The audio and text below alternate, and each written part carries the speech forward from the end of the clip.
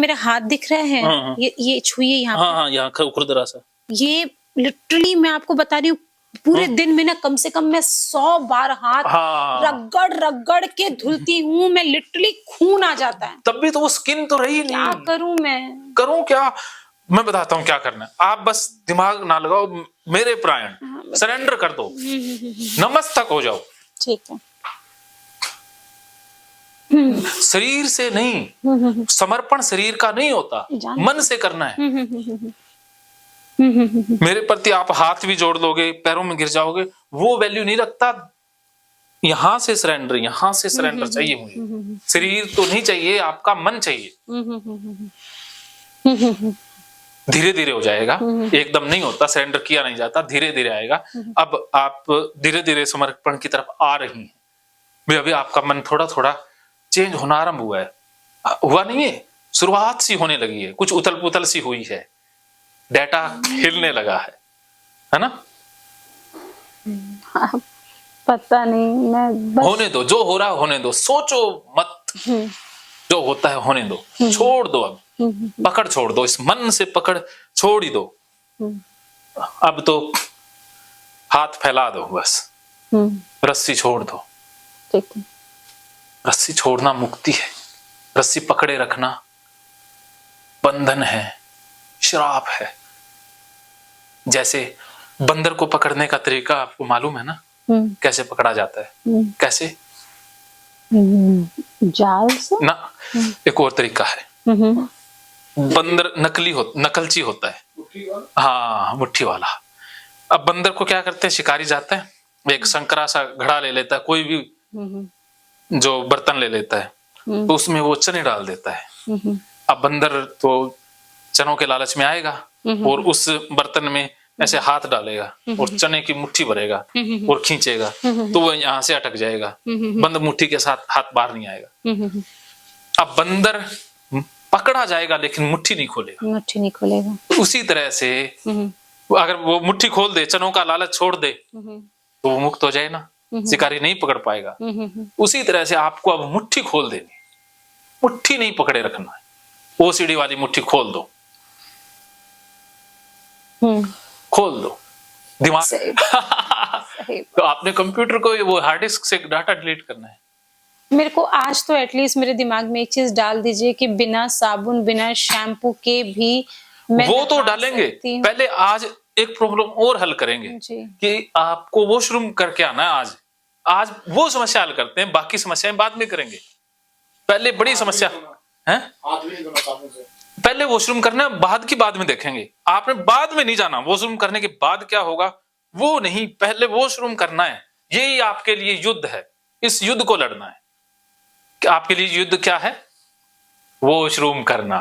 अरे ये स्वाभाविक क्रिया है, जैसे सांस लेने के लिए हमें युद्ध करना पड़ता है।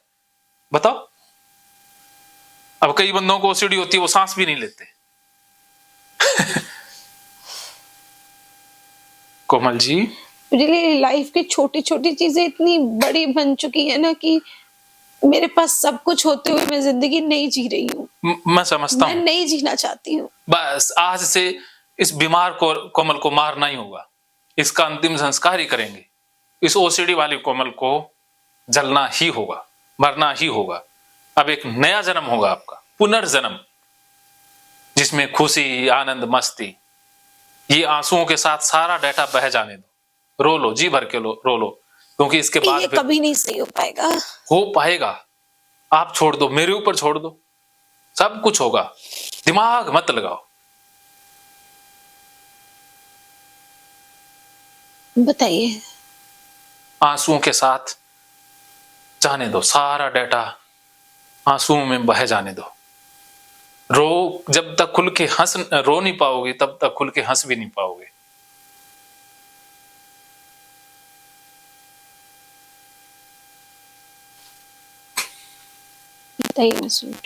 हाँ, तो अभी आप समझ गए कि आपके मन में फ्यूचर का डर आता है कि फ्यूचर में गंदगी फैल जाएगी। रीचा नाम लेने से कुछ ज्यादा फर्क पड़ता है, तो मैं रीचा। हाँ, मुझे बहुत अजीब लग रहा है। हाँ, मुझे बहुत चलो अजीब कोई बात। तो रीचा जी, आपके मन में जो डर है वो है फ्यूचर का अनुमानित डर, जो रियल में नहीं है। ना आप गंदी हुई थी ना गंदगी फैलेगी। ये सिर्फ एक काल्पनिक डर है, आपके मन में काल्पनिक डर है, और इसी काल्पनिक डर की वजह से ओसीडी जिंदा है। अब जैसे ही आपके मन में गंदगी का डर आता है कि गंदगी फैल जाएगी, मैं गंदी हो जाऊंगी, तो मन सॉल्यूशन भी देता है। मन 2 प्रकार के सॉल्यूशन देता है। पता है क्या सॉल्यूशन देता है? क्या बताइए। ये डी पार्ट है सॉल्यूशन पार्ट, लेकिन ओसीडी में ऐसा होता है कि सॉल्यूशन ही बीमारी बन जाता है। Solution become a problem. OCD में जो सॉल्यूशन होता है वही बीमारी है, इलाज ही बीमारी बन जाता है। जैसे कुछ शारीरिक रोगों में होता है ना कि जो सेल्स जिंदा रखती हैं वही सेल्स कई बार इंसान को मार देती हैं। कुछ फॉल्ट हो जाए ना, कंफ्यूजन हो जाता है जैसे, तो ऐसे ही माइंड में कंफ्यूजन हो गया तो जो सॉल्यूशन था वो बीमारी बन गया। ओसीडी में सॉल्यूशन ही प्रॉब्लम बनता है, सॉल्यूशन बिकम ए प्रॉब्लम। अब ओसीडी में इंसान 2 तरह के सॉल्यूशन ढूंढता है, सभी ढूंढते हैं, आप नहीं ढूंढते, कॉमन है ये सॉल्यूशन। तो आप वापस ओसीडी पर आते हैं कि ओसीडी के अंदर एक सॉल्यूशन मन ने क्रिएट किया, वो बीमारी बन गया। मन ने 2 सॉल्यूशन दिए। एक तो दिया कि जैसे आपके मन में ये फ्यूचर का डर आया कि गंदी हो जाऊंगी या गंदगी फैल जाएगी, तो मन कहता है कि अरे भाई इससे बचने का एक उपाय भी है, गंदगी ना फैले इसके लिए एक उपाय है। वो उपाय क्या है? वो है डूइंग का। डूइंग का मतलब है करना, कि करो, कि आप पहले साफ हो जाओ, इसके लिए कंपल्शन कर लो, या आप कुछ करो। तो आप क्या करती हैं? बार बार धुलाई करती हैं, बार बार हाथ धोना, कपड़े धोना, क्या क्या धोते हो फिर? ये आप मुझसे पूछ रहे हैं कि मैं हाँ पूछ रहा हूँ। क्या क्या धुलती हूँ? मान लो अब हाँ भी आपके घर में गंदगी ना फैले, आप गंदी ना हो, तो मन कुछ कहता है भी ये कर लो तो गंदगी नहीं फैलेगी। क्या कर लो? किसी एक चीज का एग्जाम्पल देकर बताना। जैसे आपको लगा कि आप वॉशरूम में गए, ठीक है, और आपको ये विचार तो फंसेगा ही फंसेगा, और डर भी आ गया कि घर में गंदगी फैल। आपको प्रोसेस बताना है कि मैं कौन सा प्रोसेस करती हूँ जिसकी वजह से आपके मन में ये फियर निकल जाए कि अब गंदगी नहीं फैलेगी, अब मैं साफ हूँ।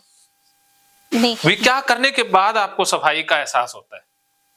ठीक है, मुझे किसी एक चीज का एग्जाम्पल देना पड़ेगा ना, हाँ, क्योंकि तो बहुत सारी चीजें होती है। जैसे आप सुसु करने जाते हो, फ्रेश होने जाते हो, नहाने जाते हो, हाँ ना, एक सुसु के अंतर, ठीक है, सुसु में यार ये छोटा सा बच्चा है यार, मैं इसके ना, इसको कोई फर्क ही नहीं है, इसके मन में कोई डाटा नहीं है। आप इसको कुछ कह दोगे, इसको याद नहीं रहता, इसके हार्ड डिस्क का ना, उसमें डाटा सेव नहीं होता।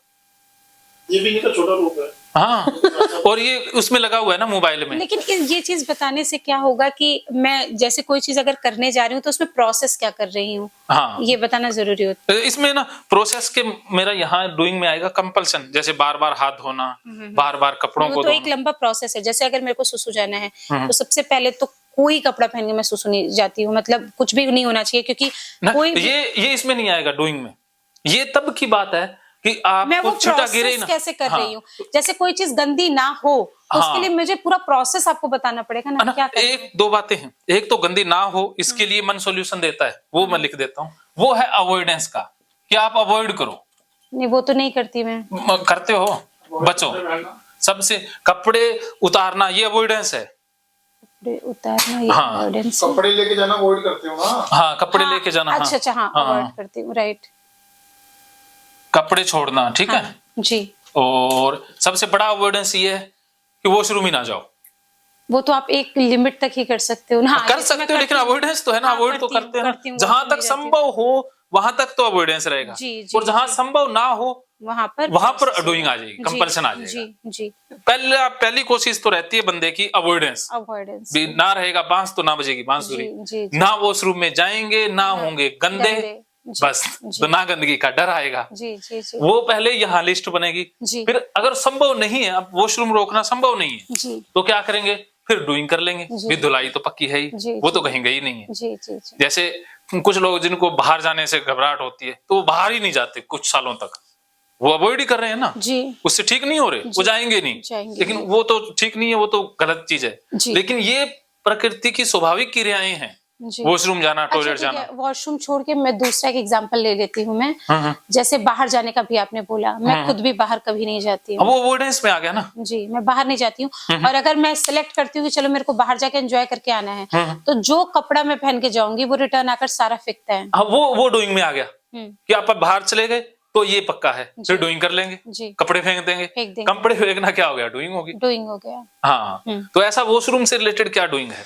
हाँ, ठीक है। तो डूइंग में क्या है कि सबसे पहले तो मैं सीट पर कभी बैठती नहीं हूँ। चाहे वो मेरे घर की ऐसी सीट क्यों ना हो जिसको मैंने 2-2 घंटे साफ किया है, मैं सीट पर कभी बैठती नहीं हूँ। मैं सिर्फ स्क्वाट करके सुसु करती हूँ। हाँ, वो अवॉइडेंस हो गया। इसमें भी सीट पर ना बैठना भी अवॉइडेंस है। जी। भी आपने दूर रहे ना, भी गंदगी से दूर रहे, जी। भी गंदे ही नहीं होंगे, सीट पर बैठे ही नहीं, गंदे नहीं हुए, तो फिर कुछ करने की जरूरत ही नहीं है। तो वो अवॉइडेंस पर आ गया। जी। तो सुसु का प्रोसेस बताना, ये तो अजीब सा लग गया मुझे। तो देखो, कोई बात नहीं, आप यही तो बात है। ये अजीब क्यों लग रहा है? यही तो प्रॉब्लम है। हाँ, नहीं तो वो अजीब है ही नहीं। वो तो देखो, आपको सांस लेना अजीब लगता है, सही बात है, लगना नहीं चाहिए, बट सोसाइटी ने ऐसे फालतू के नॉर्म्स सोसाइटी गई नरक में। सोसाइटी तो बीमारी की जड़ है। ये सोसाइटी ने हमें बीमारी दी है। अब देखो, आपको बोलना अजीब लगता है, सुनना अजीब लगता है, खाना खाना अजीब लगता है, पानी पीना अजीब लगता है, तो फिर वॉशरूम करना अजीब कैसे हो गया भाई? तो फिर भी चलो पानी से धोते हैं, बाहर तो टिश्यू से पोंछते रहते हैं। और यही बात जानवरों को नहीं सिखाई गई, वरना जानवर सुसु करते हुए भी बड़े शर्माते। ठीक है, तो फिर मैं सोचिए मेरे यहाँ की सीट, जो कि मेरे घर का बाथरूम डेली 2 घंटा साफ होता है, ठीक है, उस पे भी मैं नहीं बैठती हूँ। सोच के देखिए मेरा लेवल क्या होगा। 2 घंटे नहाना डूइंग आ गया। डूइंग 2 घंटे नहाने में अगर एक्सीडेंट कोई हुआ तो, हाँ हुआ तो अवॉइडेंस नहीं हो पाया तो डूइंग आएगी ना। तो डूइंग आएगी। हाँ, घंटे नहाना। अब समझ गए ना ये पूरा जी, फॉर्मूला समझ गए ना? जी, समझ आ रहा है ना? समझ तो नहीं आ रहा, तो फॉर्मूला जब आप बताएंगे तब आएगा। अब वैसे ये समझ में आ गया ना, अवॉइडेंस डूइंग होता है उसमें। जी, जी, 2 घंटे नहाना, हाथ धोना, कपड़े धोना, मतलब सफाई करना, वो इसमें आ जाएगा। एक्सीडेंट हुआ तो, हाँ, एक्सीडेंट होने के बाद जो करते हो वो इसमें आएगा। एक्सीडेंट ना हो उसका बचाव इसमें आ जाएगा। जी, जी। महकेंगे फिर से खुशियों के रंग भगवत गीता थेरेपी कोर्स के संग। इतिहास का पहला ऐप जो गीता के माध्यम से ओसीडी डिप्रेशन का इलाज आसान बनाएगा। ओसीडी डिप्रेशन का इलाज हुआ और भी आसान, और वो भी बिना दवाई, घर बैठे। किसी को बीमारी की चिंता है तो किसी को चिंता की बीमारी है। भगवत गीता ने लाखों करोड़ों का जीवन बदला है और आपका भी बदलेगा। गीता थेरेपी कोर्स में आपको मिलेगा सभी 11 प्रकार की ओसीडी का संपूर्ण इलाज, जैसे गंदगी का वहम, बार बार हाथ धोना, बार बार सफाई करना, बार बार लॉक दरवाजा चेक करना व अन्य सामान की चेकिंग बार बार करना, एक ही विचार बार बार आना, नुकसान व मरने मारने का विचार आना, HIV, rabies, cancer, heart attack का विचार आना, IBS और नींद न आने की समस्या का हल गीता कोर्स में मिलेगा। आत्महत्या वाले विचारों से मुक्ति भी गीता थेरेपी कोर्स से मिलेगी। राजेंद्र जोधपुरिया ऐप पर आपको ओसीडी से संबंधित राजेंद्र जोधपुरिया की किताब भगवत गीता के मनोवैज्ञानिक रहस्य और अन्य टिप्स पढ़ने को भी मिलेंगे। गीता है महान थेरेपी। गीता में CBT, हिप्नोथेरेपी, माइंडफुलनेस, ERP व अन्य बहुत सी साइकोथेरेपीज का समावेश मिलेगा। राजेंद्र जोधपुरिया ऐप एक, फायदे अनेक। आज ही प्ले स्टोर से डाउनलोड करें, लिंक डिस्क्रिप्शन में है। तो देर क्यों, अभी जाइए डिस्क्रिप्शन में और लिंक पर क्लिक करके प्ले स्टोर से अभी डाउनलोड कीजिए राजेंद्र जोधपुरिया ऐप और पाइए अपनी सभी समस्याओं का हल। मानो तो मौज है, वरना समस्या तो हर रोज है।